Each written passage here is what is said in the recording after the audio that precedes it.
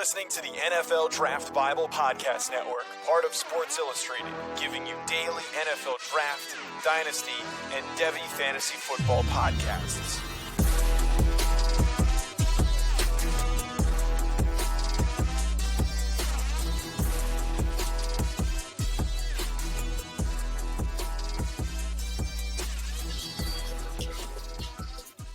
It's football time, and this is The Blitz. I'm your host, Matt Hicks, the FF Educator, joined, as always, by John Lobb, the Gridiron Scholar, and Skip Newton. Gentlemen, this is Week 11. This is our championship edition episode, so it is going to function a little bit differently here. We're trying to keep in mind that folks are at different stages with their college fantasy football league. Some folks are in the semifinals, some in the quarterfinals of their playoffs, some have an additional week in the regular season. So keeping in mind all the different formats, we're going to be covering week 11 in detail with some attention paid towards weeks 12 and 13 to give you a long-term view of the rest of the college fantasy football season. So this will kind of be our end cap here on the season. We will do news and notes as always. We're going to go over our championship caliber schedules remaining, our sleepers for the rest of the season. We're going to talk about our award season predictions and also cap off with some week 11 DFS. Skip, John, how we doing tonight? I'm doing great. This is the quickest fantasy season is the college fantasy football. There's no doubt about it. I mean, basketball and baseball are so long. And then you have football is a nice length, the NFL. But the college fantasy football is like this. And we're in the playoffs already. It's mind-blowing how fast it goes. Yeah, it's incredibly fast. And I'm just sitting over here. You know, I went to the Gopher game against Illinois, the second game I've gone to, both losses, the two worst games they played all season. So I keep checking my email from the University of Minnesota Alumni Association telling me that thank you for your support, Skip. We love that you come to the games, love that you buy the tickets, but we'd love the support from the comfort of your own living room from here on out. We are now banned from Huntington Bank Stadium. I'm just waiting for that email. Well, now I'm curious. You know, I was in person for the Maryland game. The Terps took a loss. John, were you at the UConn game this weekend? They were actually off. They had a bye week. Okay. And then this week they're going to get, oh my God, they're playing Clemson in Death Valley. It ain't going to be pleasant. Who agreed to that? I believe the contract was signed like in 2017. You know, sometimes they do those 4 or 5 years out. And Matt, it's going to be an embarrassment. I mean, this is bad. Clemson's probably trying to figure out where to send a check to. They're like, is this one of the teams that we have to pay to come play us? It is. That's the only reason UConn took it. All right, here. Let's jump into the news and notes for Week 11. It is a pretty packed agenda here, a lot going on.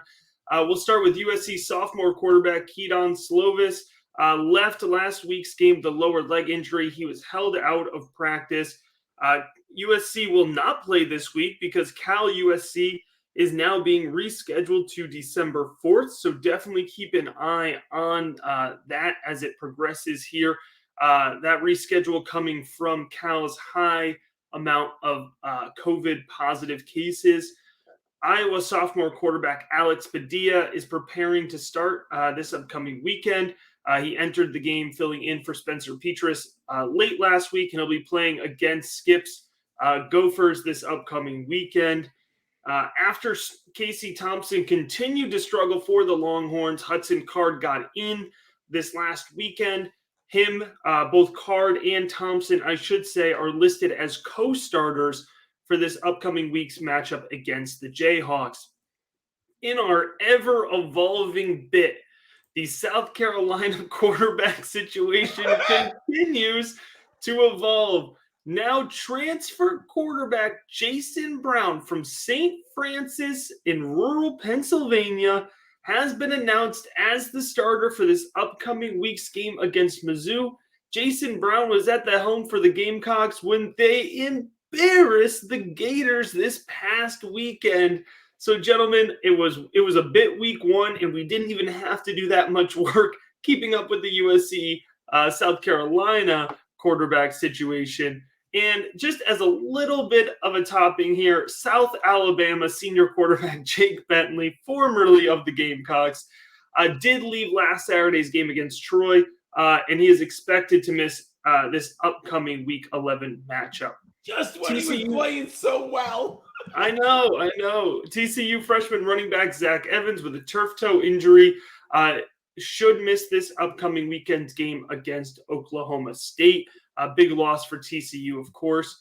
Tanner Mckee, the Stanford quarterback with a lower body injury, is considered questionable to doubtful against Oregon State. I think whenever we even get the word doubtful released from a team, that's not going to be a good sign for his ability to play. Of course, missed this last week's game. Wide receiver Avery Davis for the Fighting Irish tore his ACL against Navy last weekend. He will miss the remainder of the 2021 season.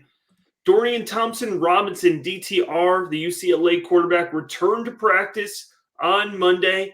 Ethan Garbers in relief did not play terribly, but it does look like it's going to be DTR's offense again once he's full go.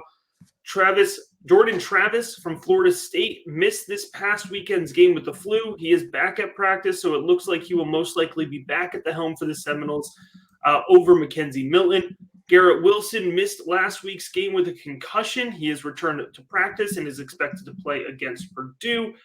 And the last note here, scaring everybody, especially me, Jerome Ford missed the second half of this past week's game with an ankle injury. He was present at practice on Tuesday, and it does look like, I know the quotes were kind of mixed coming out of Luke Fickell, but he didn't seem overly concerned with the injury. So it looks like that was a precautionary measure, keeping him out at the end of last week's game. Gentlemen, any omissions or additions from the news and notes? I have a final thought. I was thinking about this the other day. I think Keaton Slovis should transfer to a group of 5 school. I don't think he's going to get drafted now. I really don't. I don't think he's going to have the job next year. They're going to give it to Dart. Obviously, we don't know who the new coach is. I think Keaton Slovis needs to rebuild his brand. He needs to throw about 500 passes like Tanner Mordecai is doing for SMU. I do think Slovis needs to think about that a ton, because right now I think he's off the draft board. I don't think he gets drafted, and he needs to go to a place that's going to play him from day one. And I think at a group of 5 school, I think he'd get that chance. Just something I was thinking about. I was driving home the other day, and too bad for Tanner Mckee. He was getting a little kind of draft discussion going on, and a quarterback like that who has not really started, has not seen a lot of games, he really needed to stay healthy on the field. It's a shame because he was getting some draft buzz. And Zach Evans, are we ever going to see Zach Evans be what we had hoped? He just can't get on the field. Who knows? But I wish we could see him play 11 or 12 consecutive games and just real dominate some opponents. Yeah, I'm going to echo that statement as well. You really want to see him come back, next season and just play the whole season, not have any other issues, nothing making the news that has anything to do with non-football, and just show us what you can do, right, for a full season, because then people are going to get really excited about him entering that 2023 draft. Speaking of that draft, last week when Garrett Wilson was out with the injury, Jackson Smith-Jigba became a smash play in DFS. I was happy to insert him into my lineup. Actually, I already had him in there, so it worked out really well. Didn't even have to make a change. But he showed everyone what he can do, and it's one of those things where you got to remember, when you've got so much talent in that wide receiver room in Ohio State, that the statistics can be a bit misleading. If a guy's not lighting it up week to week, it's because there's just only one ball to go around, and you've got a 5-star prospect in Smith-Jigba, did very little, right, his freshman year, and all of a sudden gets a chance here as one of the top 2 guys and explodes. And that's why he is my second rated wide receiver in that class, of course, behind Kayshon Boutte. But love Smith-Jigba, and I've loved him since day one. Skip, he saved my bacon, because I had the lineups, I had SMU wide receivers.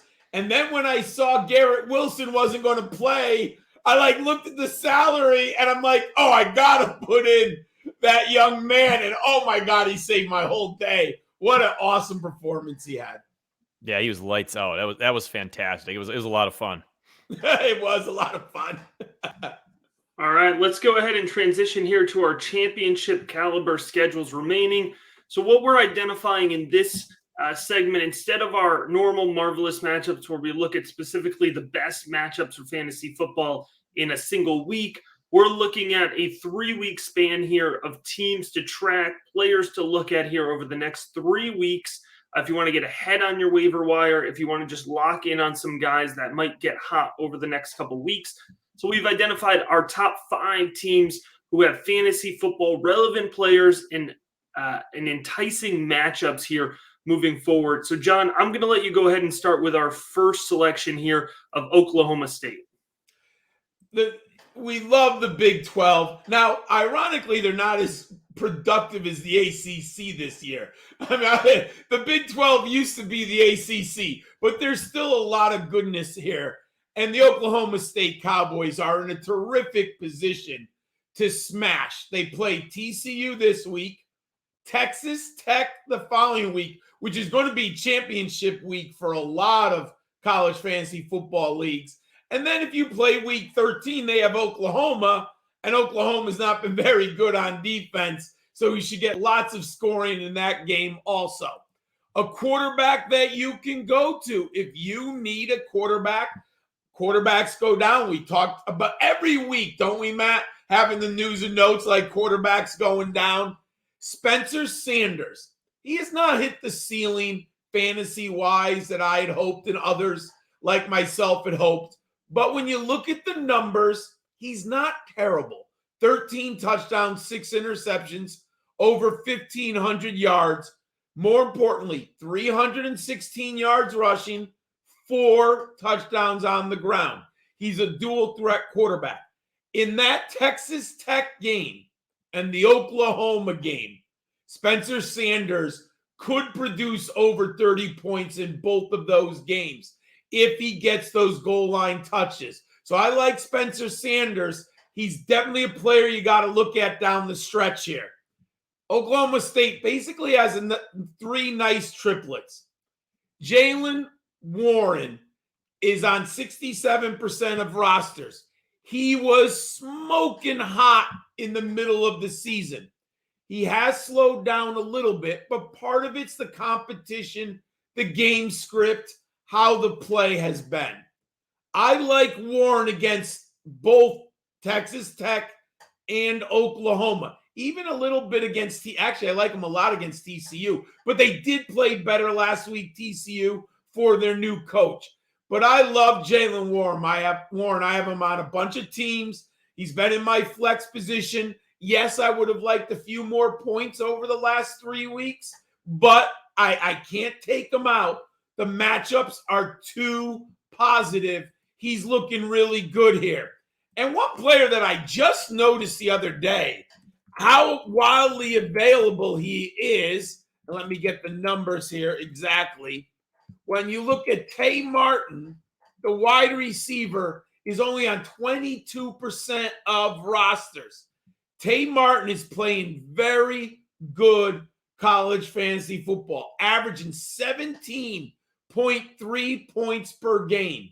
In his last 5 games, 17, 11, 18, 19, 25 fantasy points. He's their main star at wide receiver.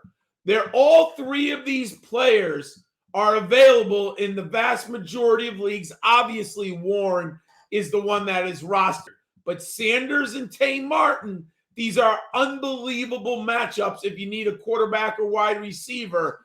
And obviously, if Warren's out there, some people might have dropped him. Go get Jalen Warren at running back. All right, next up here we have Cincinnati, currently 5th in the college football playoff rankings. Not in the playoffs, but that's a different discussion for a different day. Looking here over their next 3 weeks, In week 11, they get South Florida. In week 12, they get SMU, which is going to be the matchup really of the season for Cincinnati, their opportunity to make a statement. And then in week 13, they're going to get East Carolina. Now, an interesting set of games here, starting against USF. This is the money game. All right, South Florida is coming off of a week where they just gave up 54 points to Houston, which is a good offense, but one that has struggled at times. It's been a little hit or miss depending on the week, and we're going to get into Clayton Tune a little bit more later. USF, 123rd in the nation. There's 130 teams, folks. 123rd in the nation in yards allowed per game. They're averaging a combined 498 yards per game. So often with Cincinnati, you have to pick one or the other. Is it going to be a Ritter week? Is it going to be a Ford week? Assuming Ford is back and healthy, it's a both week. You're going to be able to start these guys with a lot of confidence here. Heading to SMU that following week, we're talking high-tempo offense. This thing should turn into a shootout. It's going to be, I think, a passing week. I think Cincinnati's going to look to establish the run early, try to control the pace of the game. But I cannot wait to see the over-under on that game. I'm probably going to bet the over.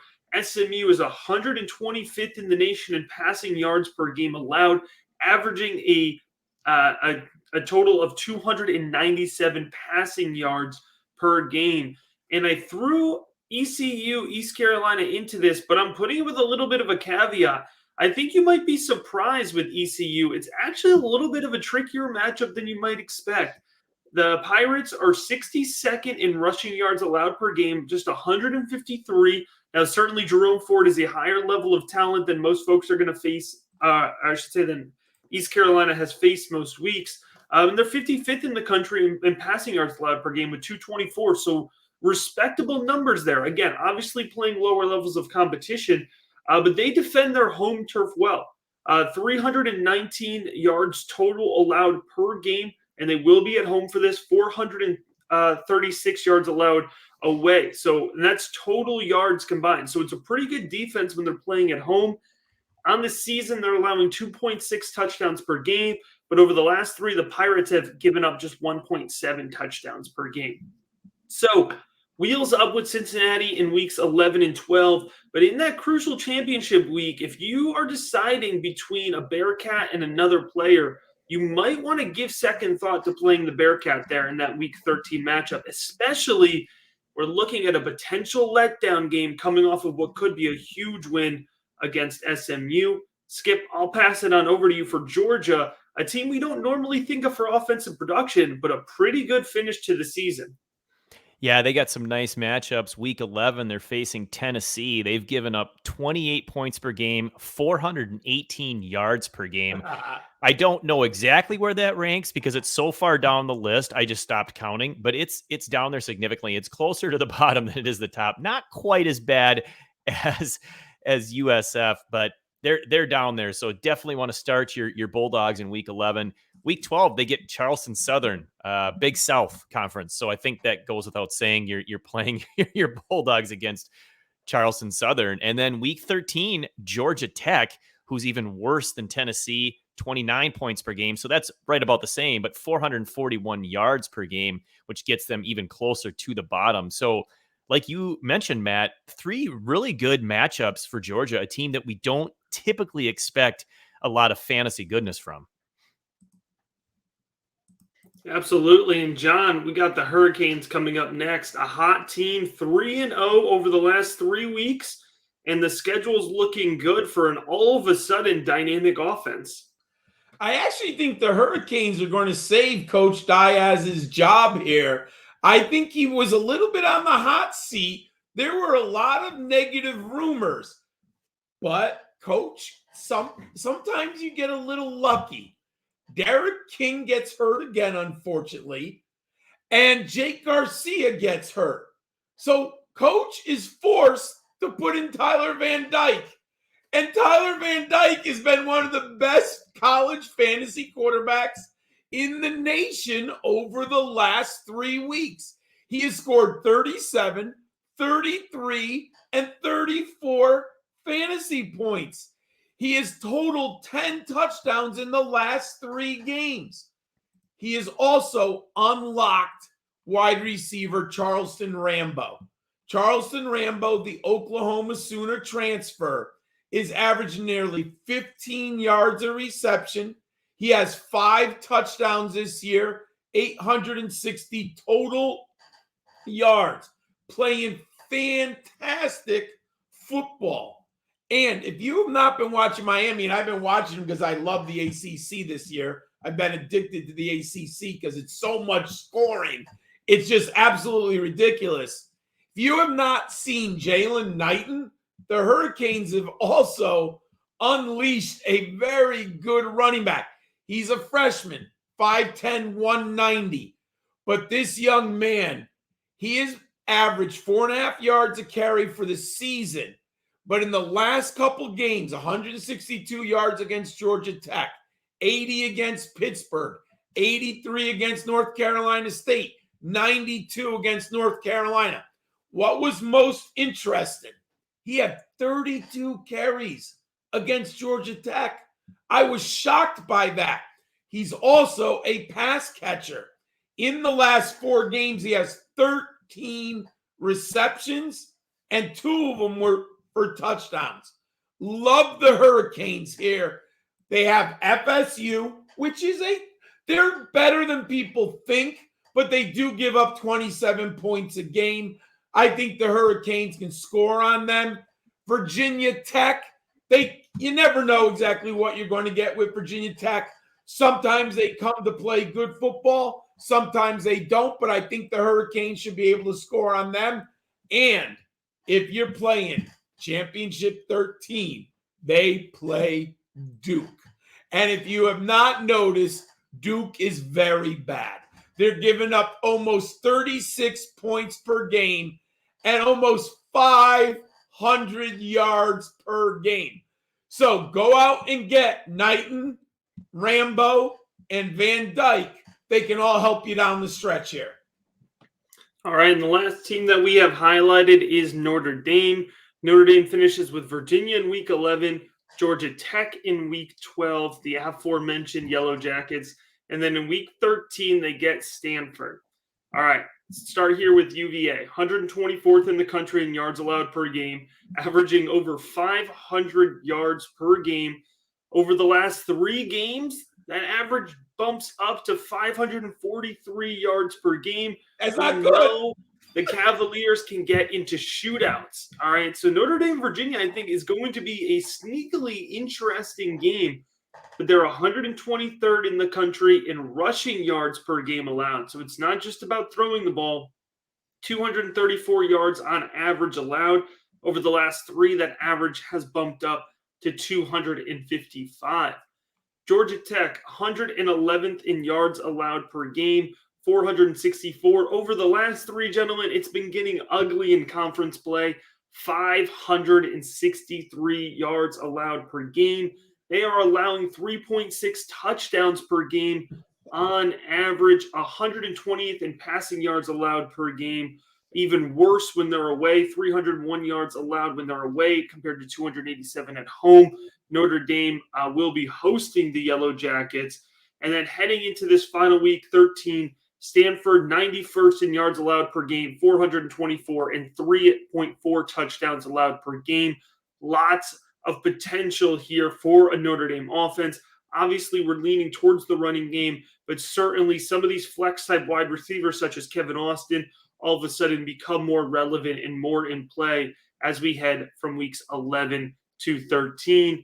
Now we're going to go ahead and transition to our rest of season sleepers, very similar to our normal sleeper segment here, but with some attention paid not only to the week 11 matchup, but also the weeks 12 and 13 matchup. This is a really great opportunity. Even we normally try to keep it talking about guys at lower percentages, but thinking 2 or 3 weeks out, some of these guys that are in the 30s and 40s might be more readily available on your waiver wire this week or next. So guys to watch here over the next couple weeks. John, I'm going to let you start off here with your CFF sleepers for weeks 11, 12, and 13. Clayton Tune, Houston. Check out this yummy schedule of AAC opponents. Temple, oh, they are real bad. Memphis, they're okay at least. And then the Huskies of UConn. Clayton Tune is going to rock and roll. And very quietly, Houston is the second best team in this conference now. Cincinnati's undefeated. Houston's 8-1, and SMU lost back-to-back games. Dana Holgerson's club is playing very, very good football. And the last 2 weeks, Clayton Tune has scored 42 and 33 college fantasy points. And if you've been watching Clayton Tune or reading about him, he was injured in the middle of the season. And they had to change, they tweaked the offense to the running game a little bit.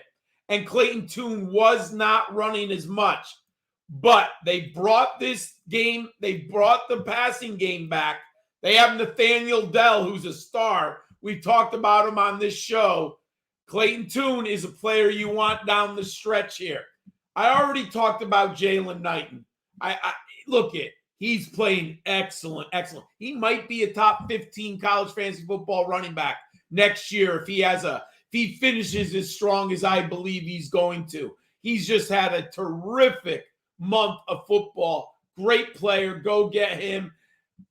If you're looking for a wide receiver, Thornton, the Baylor wide receiver, haven't talked about him much. But in the last 4 games, 39, 13, 17, and 29 points. Now, he's been a disappointment over the last year and a half. But here's Baylor's schedule. Oklahoma, yum. Oklahoma's secondary is bad.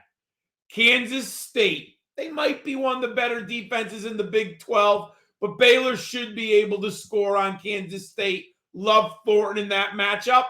And then if you're playing in week 13, he plays Texas Tech. I love to play against those Red Raiders. Take them against Texas Tech. So I like Tyquan Thornton down the stretch here a ton. And then one player I wrote about him. People have been tweeting me actually about him. And I kept looking. I'm like, he's on Old Dominion. I don't know if it's real, but last week he exploded for 30 points against Florida International. He had 28 carries, 158 yards, and 2 touchdowns on the ground. But why is he interested? He qualifies at running back and wide receiver. And it's not just the one. That was the explosion. In the 3 games previous, 14, 16, 17 fantasy points. I thank all the viewers or all the people on Twitter who opened me up to Blake Watson because I wasn't looking for Old Dominion players. I have to be honest with that.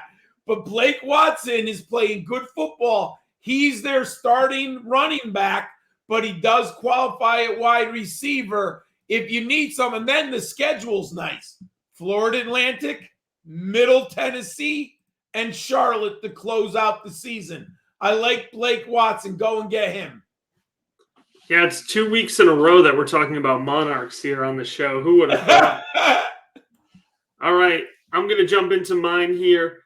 Start here at the quarterback position with Talia Tagaviloa. Now, listen, I know he's coming off of a tough matchup against Penn State, but sometimes we can lean into that and take advantage of it.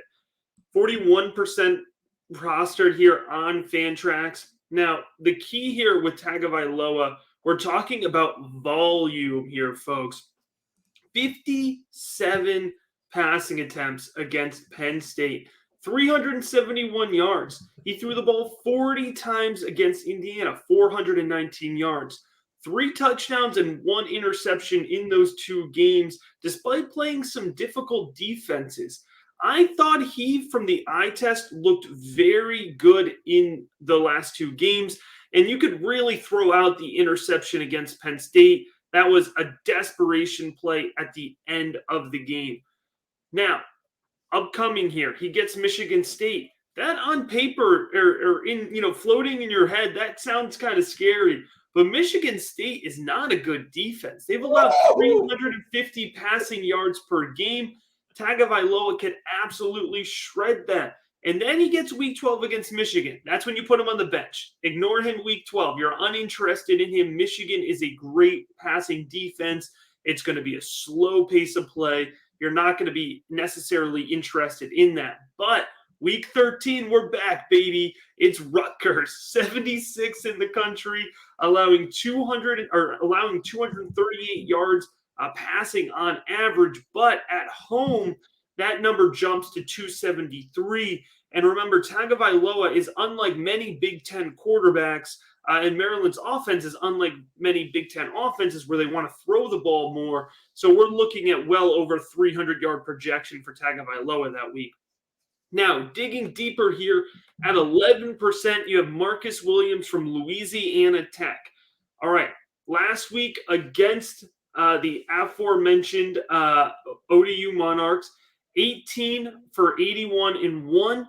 So a nice stat line he's coming off of finding that end zone. He has at least 13 carries in all but one game.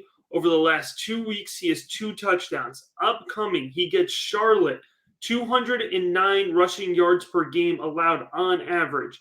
Follows that by Southern Miss, 171 rushing yards per game allowed on average. And then in the final week, week 13 against Rice, 189 rushing yards allowed per game on average. 11% rostered. I think Marcus Williams is a really sneaky pickup down the line if you're playing in a deep league, competitive league, one where the waivers are really tight. Now let's go to Georgia here. I mentioned earlier, Georgia's not necessarily where you want to buy in on offense, but I think that Jermaine Burton could be a sneaky play here down the line. Tennessee, 113th in the country in passing yards allowed per game. Now, I'm not going to sit here and as a homer tell you that the Vols are going to push Georgia, but I think the game's going to be closer than you might expect because I think the matchup is strong for the Vols. They're going to push Georgia with a quick tempo. They're going to have a low time of possession here. And for fantasy purposes, I think it's going to force Georgia to throw the ball a little bit more. Burton against Mizzou is coming off of a 3-reception, 76-yard, 1-touchdown game. He has 4 games this season with at least 3 receptions. Gentlemen, every time he's gotten at least 3 receptions in a game, he's gotten a touchdown. I would be shocked if the way Tennessee is going to push Georgia's offense, if he doesn't come away with 3 receptions, and if his track record has showed a touchdown for every 3 receptions, then I don't see why playing Tennessee's secondary will be any different. He's got a 40% rostership right now, but I bet most folks aren't necessarily apt to play him even if they are on his roster. I think he could have a big week. And finishing off in my flex spot is Old Mccaskill. I checked back. This is actually a guy I recommended back in week 8, and he has continued to improve this season. He's coming off of a big game against South Florida, 22 for over 100 yards and 3 touchdowns. That makes his 4th multi-touchdown game of the season. 46% rostered, so still available in more than half of the leagues. In week 11, he gets the aforementioned beatable Temple, 123rd in rushing yards allowed per game, 234 yards. And then, and John mentioned this, Memphis, a little tougher, 60th, so average, literally average, in yards allowed per game, 152. But they have allowed 3.9 touchdowns per game. And remember, that's where Mccaskill is really making his money in those multi-touchdown games. So a unique benefit there for Mccaskill. And then, of course, work week 13 money, baby. You hit the jackpot because you picked up somebody who plays UConn in championship week. 207 rushing yards allowed, or I should say yards allowed rushing yards allowed per game, 4.7 touchdowns allowed per game. So a lot of upside there for Mccaskill. Skip, I'll pass it off to you for your sleepers. All right. You talked about, Tennessee maybe keeping it closer. Are you saying that they're going to cover a 20-point spread there, Matt? Got to know. Hey, listen. I took Georgia. And what did they only won by, I think, 39. I got the 40 points, baby. I'll take the cover, baby. Give me the covers. All right. So getting to my first guy, that's quarterback Frank Harris from UTSA. I know we've talked about him in previous episodes, but he's still out there, as you can see, available in 44% of leagues. This guy has basically got a floor of 2 touchdowns passing. That's what he's been doing consistently, if not better. And he also runs for over 50 yards and nearly 1 touchdown per game in his last few games. That floor is really nice to have, especially if you need someone, if one of your quarterbacks is out or not available. He's got a pretty good 3-game schedule at Southern Mississippi, or at Southern Miss, UAB at home, and then at Northern Texas. So at North Texas to finish. So good 3 games there. I like Frank Harris. I know I picked him up in one of my leagues, so I'm putting my money where my mouth is on that one. At running back, I'm kind of dipping into the Matt Hicks style here by picking a guy that's already played this week, but Dylan Mcduffie from Buffalo, available in 40% of the leagues where he played last night, Tuesday night, I should say, but he gets Northern Illinois and at Ball State to wrap up his season. So if you need someone in weeks 12 and 13, that's the guy you want. His last 4 games, just over 500 yards rushing with 6 total touchdowns, and it's been very consistent. It's not like he's had a huge spike week. He's had one better than the other, but he's been consistent output, at least 1 touchdown in every game. At wide receiver, John, I'm really glad you took Thornton from Baylor, because I was thinking about taking him and I went a different direction. So honestly, I was super, super psyched to see that you grabbed him. I'm going with Ryan O'Keefe, and I know I've mentioned him in previous episodes as well. He goes at UCF, available in 39% of, or I'm sorry, only owned in 39% of leagues. So available in much more. I've been saying that wrong for the past 2 guys. At SMU, then he gets UConn. We always love that matchup. And then USF to finish the season. His last 3 games, 23 catches, 207 yards and 4 touchdowns. So 23 for 207 and 4 in his last 3 games. I like that guy in a spot start.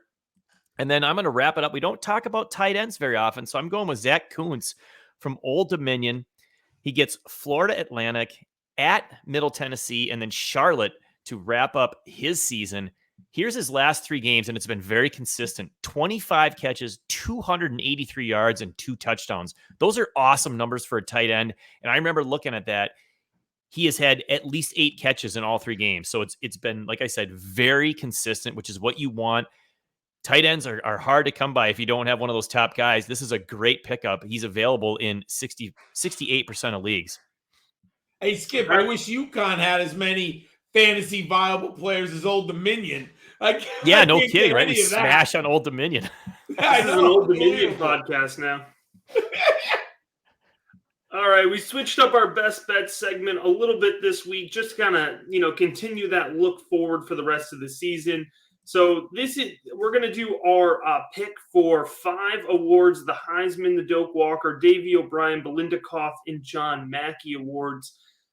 We're not necessarily, because the odds are changing so much, we're not giving betting advice with this angle. We're just saying who we would necessarily pick or think could project into winning the award, but we're not talking about the odds behind it necessarily.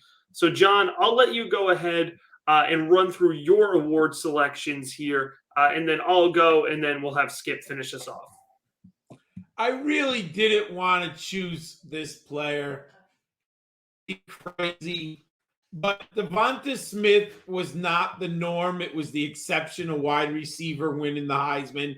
Unfortunately, this has become a quarterback award, which I do not necessarily think is fair. And I do believe the voters overwhelmingly prefer quarterbacks on championship-type teams. Georgia's the best team in the country, in my opinion, and it's because of the defensive side of the football. But I'm sorry, maybe I'm a curmudgeon.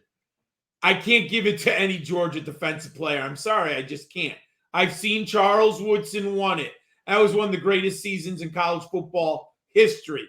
I thought Dominic Sue, when he played at Nebraska, was the best defensive lineman I ever saw in college football history. I never saw someone he just blew people up. I mean, he took Colt McCoy, is still not recovered from the bowl game in which Dominic Sue just destroyed him in that game. So, and there's no one on Georgia even in those 2 players' class. So it leaves me, and all year I've been, oh, maybe one of these other quarterbacks, maybe someone else. And here I am on November 10th, and unfortunately there's one quarterback standing. Second best team in the nation. His numbers are silly, 28 touchdowns with only 3 interceptions, a 174 rating, 2,755 yards. This team lost so much talent last year. They lost Najee Harris, Jaden Waddle, Devonta Smith, 3 first-round, 4. I forgot Mac Jones was they lost 4 first-round picks, Alabama. What do you know? They're the second best team in the country. There's Bryce Young. Georgia, you can't vote for a Georgia offensive player. I mean, let's be serious here. So I have to give the Heisman to Bryce Young. I'm thinking like the voters. And I'm not going to give it to Bailey Zappi, please. Not going to give it to Brennan Armstrong. Matt just said their defense is so bad. They're giving up like 550 yards a game. Kenny Pickett, he had to go undefeated, win the ACC. He hasn't done it. Sam Hartman lost the big game against North Carolina, hasn't done it. I could make the argument, but I'll let you guys make it. Because for the Doak Walker winner, I gave it to Kenneth Walker. If they went undefeated and win the Big Ten, maybe, but they lost that week, I can't give him. But he's by far the best running back in the nation. I don't even think it's close. Davy O'Brien tends to mirror the Heisman. If you look at the history of the Davy O'Brien and the Heisman winner, they tend, if it's a quarterback, they tend to match up. I looked at it quickly. I think the last 8 quarterbacks have always won the 2. Now, I'm going to go a little different, and I think the Biletnikoff could change. I can't give it to David Bell. Drake London just got hurt for the season. If you asked me 2 weeks ago, it's Drake London. Not even a question in my mind. But in my opinion, just mine, you can't miss 3 or 4 games to me and win the award. I think the best receiver in the nation, I've seen him a couple times. Devin Tompkins is seriously good at Utah. 2 things I really like. He's averaging 18.3 yards a catch. He's a deep threat. He's a home run hitter.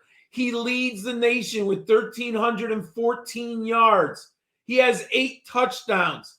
Now, they do give the Biletnikoff to group of 5 wide receivers. It's possible. They're not going to give the Heisman. They're not going to give the Doak Walker. But they will give the Biletnikoff to a player from the group of 5. I'm giving it to Devin Tompkins right now. And I really think there's only one choice at tight end. I mean, even though I love Jalen Weidenmeyer, there are tight ends who are playing well. But at the end of the day, no one's close to Trey McBride out of Colorado State. He's probably a second-round pick. I think he's worked his way up into the second round of the NFL draft. I have to do a little bit more inspection and studying of him. But right now, I think he's a late second, early third round. I like Trey McBride. He's my John Mackey Award winner. All right, a good list of guys here. Some of them we'll agree on, not all of them. Again, if I was putting down the money, the odds, I believe right now when I looked it up, it was plus 400 on Kenneth Walker compared to plus 200 on Bryce Young. On one site I looked up right now, it changes so much. I don't know if Kenneth Walker is going to win the award, but that's who I want to win the award. So that's who I'm picking on this show. All right. I mean, he has been absolutely dominating. 40 rushing yards, leading the country in rushing yards, 6.8 average every time he touches the ball, 6.8 yards, 15 rushing touchdowns. He does have another score on the ground. Now, we know the Heisman loves a good narrative, and if Michigan State had stayed the course undefeated, I think Kenneth Walker would have had a better shot at this. He had the Heisman moment, helping the Spartans come from behind. He is this Spartans offense. We just talked about how bad the defense is. So he really has transformed this team. And I don't think the Heisman takes it into account. But how special is it that he's done it after just stepping on campus, 7 months ago, 8 months ago, as a transfer to Michigan State, and a huge turnaround. Nobody was thinking about the Spartans this time last year. So absolutely fantastic job for Kenneth Walker. So I have him slotted down for the Heisman and the Doak Walker. I have Bryce Young slotted down for the Davy O'Brien. He's probably going to win the Heisman because, we're boring and we always pick our quarterbacks. John outlined the argument very well. We have three. The only one we have three we all disagree on or have three different options on is the Biletnikoff. And I think John outlined it perfectly. I think Drake London would have been the lock pick if he had played the entire season. And obviously it's no fault to his own, but he's not going to finish the season. So I took a different perspective on this. Again, I don't know that he'll necessarily win the award, but if you look at what Jahan Dotson is doing at Penn State, to me, it's simply incredible. Now, on paper, he's not leading the league in receiving yards. He's not leading the league in receiving touchdowns, although he's doing great in both those categories.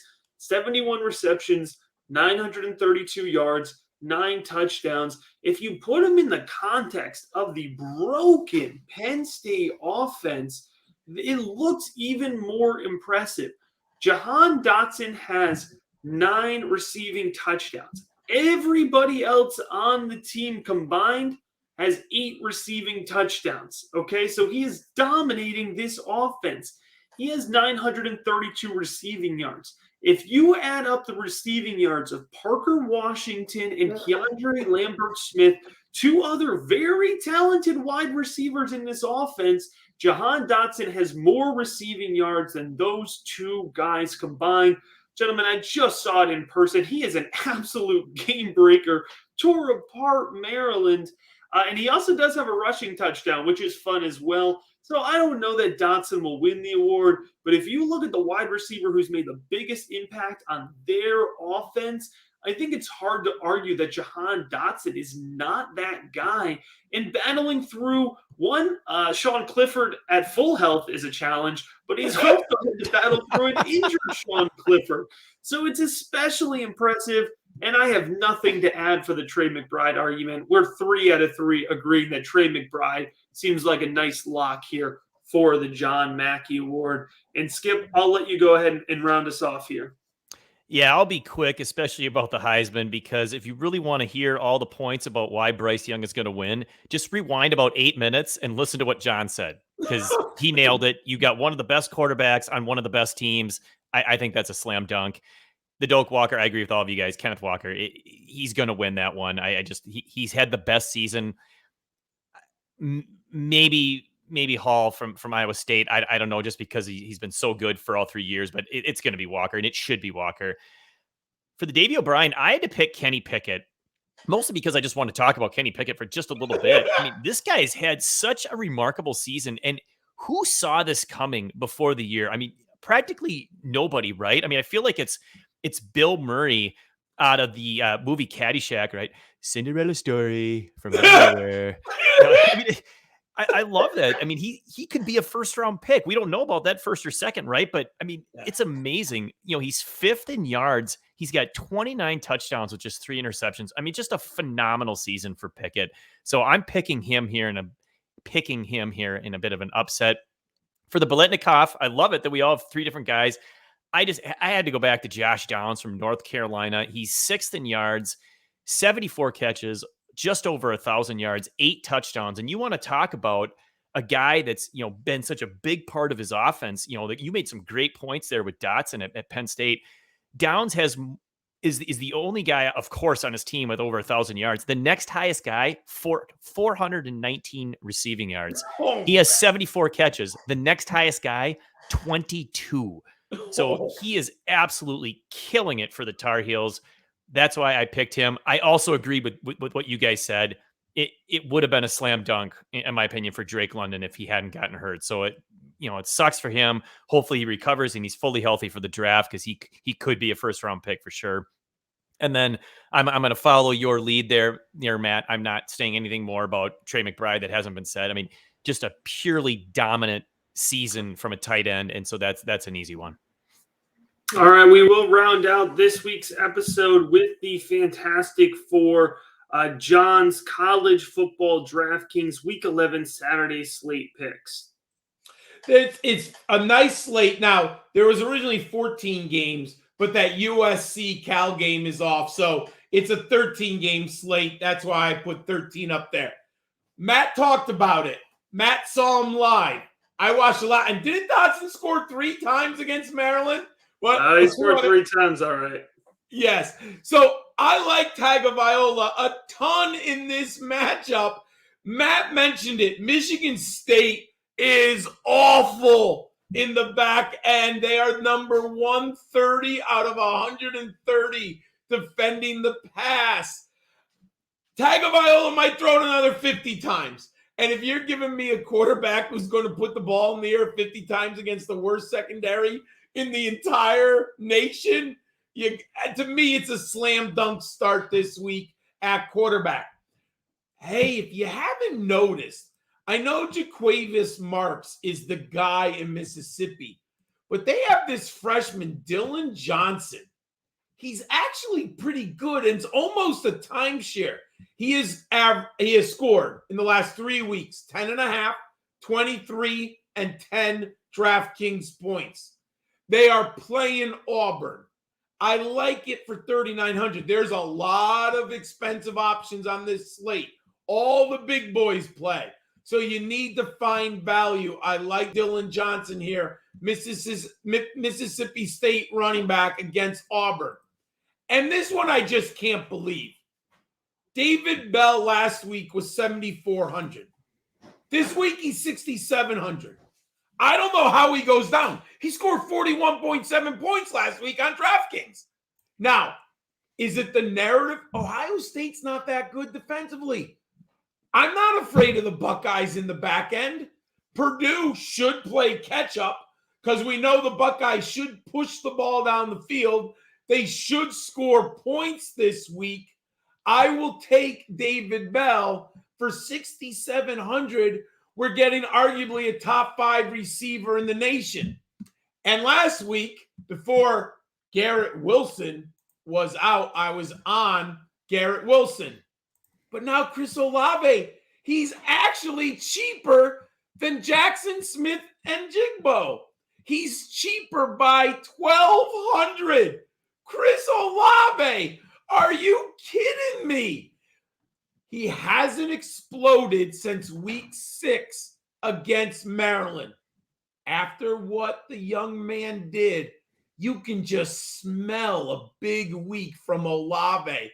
The attention goes on Jackson, and Olave sees one-on-one coverage on the back end. And you know Olave's gotten into Stroud's ear. Hey, when's my 2-touchdown game coming? Hey, CJ, did you forget about me last week? I love Chris Olave and David Bell to smash in this game. And that's my Fantastic Four this week. All right, there you have it, gentlemen. DFS Best Bets Award Season, Rest of Season Sleepers, Championship Caliber schedules remaining, and all the news and notes you need. That is going to wrap it up here for our 2021 college fantasy football season coverage. 11 fantastic weeks precluded with a great preseason. Really fantastic job, gentlemen. As always, we wish you the best of luck in your matchups, not only in week 11, but in week 12 for championship week, and then for some other folks in week 13 in championship week. We appreciate you listening.